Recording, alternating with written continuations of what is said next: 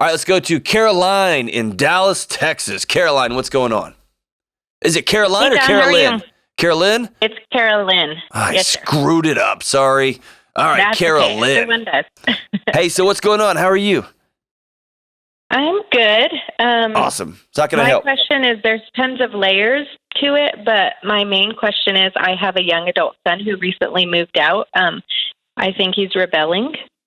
And so the control that I perceived I had is lost, and I want to support him, but I don't want to enable him. Awesome. So give me some more context. How old is this adult son? He just turned 19. 19. All right. Is he in school? Is he working? Is he doing anything? He's not. We recently moved here from New Mexico, and he had started culinary school here, but one day he came home and decided that he was done. He was moving back to New Mexico with friends. There wasn't anything we could do about it. There wasn't really much of a conversation, and that was that. Okay. So is he back in New Mexico? He is. Okay.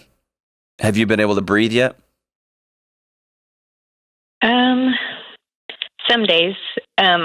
He's living with a friend and a friend's mom, and I'm just struggling because there's no accountability, or he doesn't have any responsibility to contribute to the household or take a job or to move forward in life. And I think that's what I'm struggling with the most, is that here he had that, and he went to a place purposefully, I believe, that he doesn't have that. Yeah. Yeah. So you back to what your original statement is. It sucks when you find out you don't have any control, doesn't it? Yes. And from listening to another podcast, he was that ADHD boy that he had lots of chaos in young life. I had him as a teenager.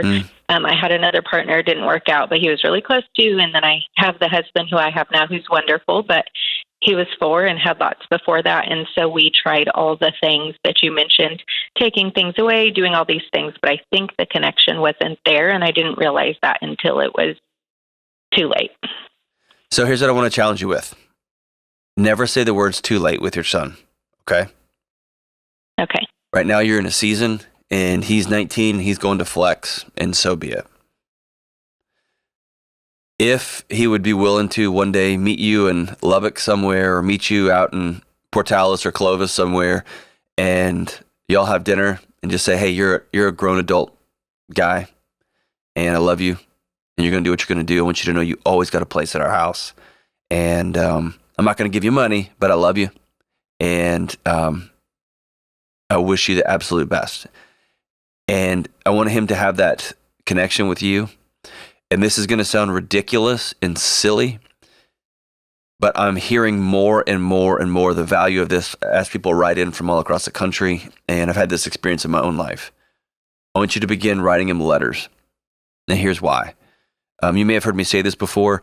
It's something he can hold on to, and his 19-year-old brain is looking for every reason to justify why he just bailed on you guys and is doing nothing in some burnout's house in New Mexico. And if he gets a letter from you, even a short one, once a week, number one, it helps you because you're writing about him. It's really a form of journaling for you. But he's going to hold in his hand. There's no way he can misconstrue this or twist this. It's going to say, hey, hope you're doing so well. This funny thing happened. We miss you around here. We love you. And we hope you're doing great.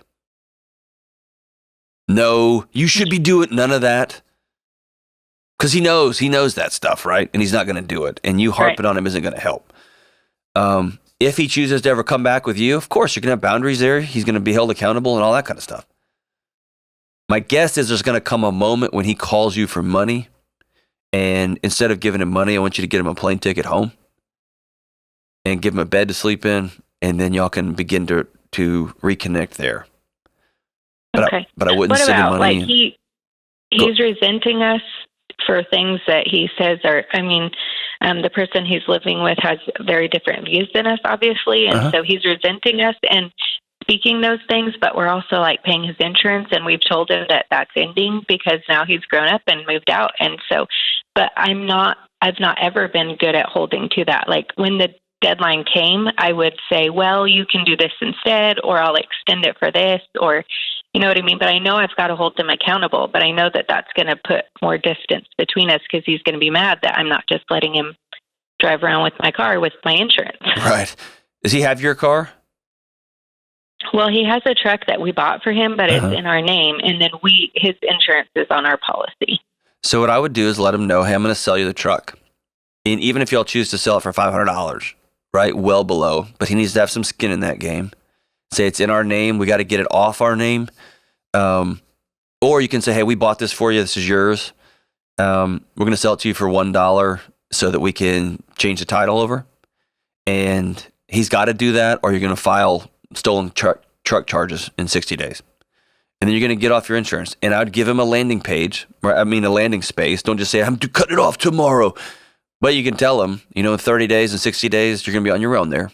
And we love you, love you, love you. And we wish you the best. I don't have a problem. I resented my parents at 19, right? I don't know a lot of kids that don't, or go through some sort of, that's part of growing up. The challenge for parents is to not take it personally and not compromise what you believe in your values to try to make him like you, right? You're playing a long game with him right now. And so your goal now is to hold to your values, but also stay connected to that relationship. And he's got to learn, you can't just pack up mom and dad's stuff and take off and have them still fund your life. That's cool, man. But I love your attitude. If you can even if you have to hold it together and you hang up the phone and you cry your eyes out, staying positive when you talk to him on the phone. Hey, man, we're going to go ahead and sign that truck over to your name, but you're going to have to buy it from us for $10 or $100 or $10,000, whatever y'all think. Okay. And we're going to take you off the insurance because you're an adult now. He can say all the resentful things he wants. That's why I want you to continue to pipe into him once a week for the next 5 years, 10 years, 20 years, 1 year. We love you. Hope you're doing so great. Let us know how you're doing. And, but he can't delete those things. He can throw them in the trash if he wants to, but it's different than electronic communication. It's something he can hold in his hands, right? And invite him home for holidays if he wants to. And man, let him have his political views. Let him have his whatever. Who cares about all that stuff? That's your son, right? But if he wants to move out, he can move out. Okay. Is there ever a point though that I mean, because he's not going around good places, he's not going around good people, and that's been confirmed. So, like, I deleted it now because I know you told me to, but I had GPS for a while, and the places he's going in the middle of the night are not good or healthy or safe. Like, and his biological dad's an addict, so that I'm hyper fearful of that. Is there ever a point that I just tell him you're coming home? Yeah, he's a grown man. Control's over. Yeah, I'm struggling with realizing that. Yeah. And you've been through this before, right? His birth dad broke your heart. Yeah. And his birth dad's heart was broken too. You see this. You see what's down the track for your son. The only chance you've got is not a power play because you can't do anything about it. The only chance you've got is connection here. And addiction is a connection issue, right? That's it. And whether that's a daily text or a weekly text and a weekly letter, whatever it is, man, that's what you've got. And you're going to torture yourself by tracking him in the middle of the night.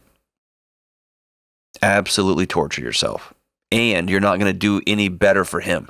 It's like ruminating, right? You feel like it's good thinking. It's not. Right. You're just choosing to drown yourself. And this is when you back up and you really double down on your relationship with your husband. Y'all it would probably be good for you guys to go see somebody because this is going to bring up years of grieving that you may or may not have done. About old relationships, about I wish I should have, all those kind of things with your son. Mm-hmm. And y'all are going to have a plan together, you and your husband, for moving forward. And so, man, heartbreaking. But you said it when you called, you're struggling with this realization that you got no control. You're right. It's hard. It sucks. It's heartbreaking. And I hate it for you. Hate it for you. Hate it for you. Double down on connection. You make sure that you be the adult and you always reach out. Stop funding the lifestyle. He's a grown man. He's made grown man decisions. He can have grown up consequences. And the only chance you've got is connection.